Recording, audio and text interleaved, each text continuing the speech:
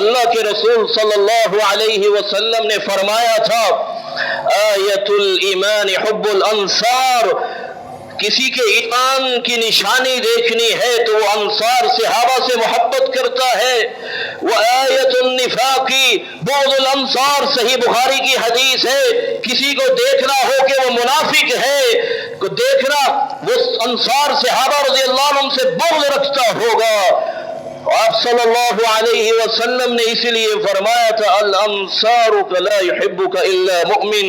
ولا يبغضهم الا منافق، الانصار لا يحبك الا مؤمن، انصار سے محبت وہی کرتا ہے جو مومن ہے، ان سے بغض وہی رکھتا ہے جو منافق ہے۔ فمن احبهم احبهم اللہ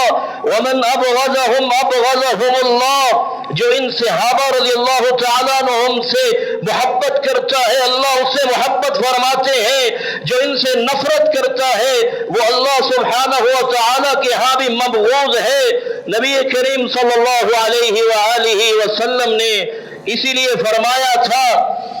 آپ صلی اللہ علیہ وسلم نے فرمایا تھا لا يحبك الا مؤمن ولا يبغضك الا منافق، علی رضی اللہ تعالیٰ عنہ آپ سے محبت وہ کرتا ہوگا جو مومن ہوگا،